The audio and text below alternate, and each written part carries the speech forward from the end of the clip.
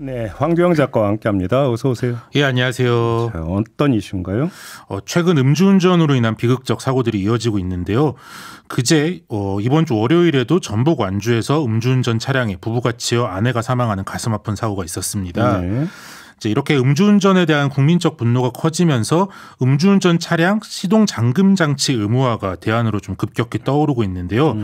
그제 여당 대표인 김기현 대표가 관련 법안을 대표 발의한 데 이어 어제는 국민권익위에서 빨리 도입하라 이런 권고를 내서 곧 입법이 될까 관심이 모아지고 있습니다. 구체적으로 어떤 장치를 설치하자는 거예요? 이제 음주운전 전력자들의 차량에 음주 측정기를 좀 설치하는 건데요. 이걸 설치하면 일단으로 자동차의 전원까지만 들어오고요. 그 상태에서 측정기를 불어 술을 안 마셨다고 확인을 해야 엔진까지 켜지는 방식입니다. 네. 이제 음주운 여부를 검지하는 방식에는 뭐 여러 가지가 있긴 한데요.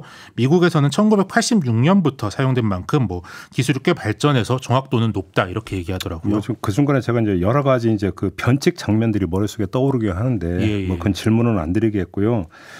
아무튼 이렇게 돼버리면 음주 측정기를 불어서 알코올 성분이 조금이라도 나오면 시동이 안 걸리게 하겠다 이런 거잖아요. 그렇죠. 이제 뭐 음주운전의 중요한 특징이 평생 안 하는 사람은 안 하고 하는 사람들은 좀 계속하는 경향이 있다 이런 건데요. 상습성이 좀 있죠. 예. 음주운전의 재범률이 45%에 달한다 이렇게 얘기합니다. 또 이제 음주운전자들이 자주 하는 핑계가 나 제정신이 아니었다. 기억이 잘 안 난다. 그런 거잖아요. 그런 걸 물리적으로 아예 좀 막아보겠다 그런 거고요. 결국 우리가 이제 뭐 소위 윤창호법 같은 걸 만들어서 처벌을 많이 올렸는데도 그게 좀 효과가 한계가 있으니까 아예 물리적으로 재발 방지를 하는데 좀 초점을 옮겨보자 이런 얘기입니다. 제가 조금 전에 변칙 장면이라고 말씀을 드렸는데 예를 들어서 조수석에 앉아 있는 사람이 그냥 자기가 그러니까 대신 볼 수도 있잖아요. 예를 들면. 그렇죠. 뭐 그런 것도 있고 아니면 이거 설치하는 뭐 렌터카나 다른 사람의 명의의 차량을 몰거나 그런 문제도 있을 수 있는데요. 이제 뭐 이걸 좀 입법을 어떻게 하느냐에 따라서 구체적인 방안은 좀 다르긴 할 텐데요. 네. 지금 나온 법안들을 좀 보면요. 아예 면허 자체를 방지 장치를 안 한 차량은 운전할 수 없도록 그러니까 방지 장치를 한 차량만 운전할 수 있도록 조건부 면허를 부과하는 방식이 논의되고 있고요.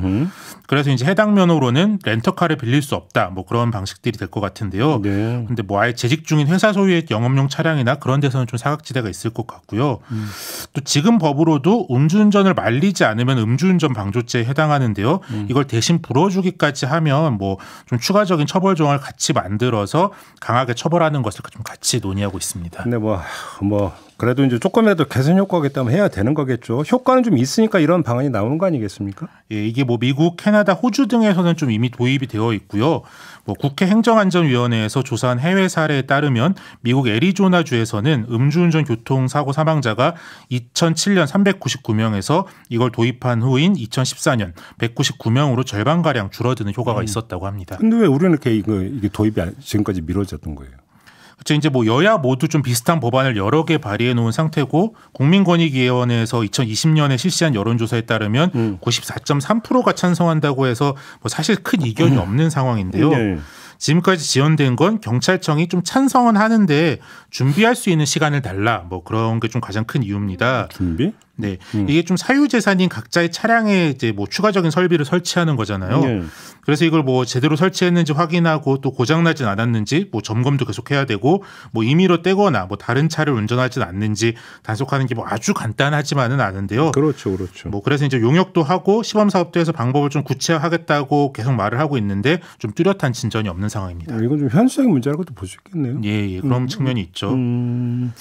그리고 이제 좀 비용도 좀 문제인데요. 이게 측정기 한 대당 200~300만 원 정도 한다고 하더라고요. 또 이제 비싸네. 본인이 맞는지 그런 확인을 하기 위해서는 카메라도 좀 추가로 설치했다 그런 얘기도 나오고 있는데요. 그러면 돈이 좀 추가로 더 들 텐데 근데 만약에 나 진짜 돈 없어서 못 단다 배째라 이렇게 나오는 사람이 있으면 그걸 뭐 세금으로 달아줄 거냐 그렇게라도 음주운전을 안 하게 하는 게 공을 위해 나은 건가 좀 논의해야 될 과제들이 있긴 합니다. 아무튼 좀 뿌리 뽑아야 되는 거 아니겠습니까? 획기적인 대안이 필요하긴 좀 하네요. 예. 그렇죠. 뭐 희생하신 분들을 대신해서 만드는 법인 만큼 좀 진지한 논의가 있었으면 좋겠습니다. 알겠습니다. 자, 여기도 이슈 오늘은 이렇게 마무리하죠. 황교안 작가와 함께했습니다. 고맙습니다. 예, 감사합니다.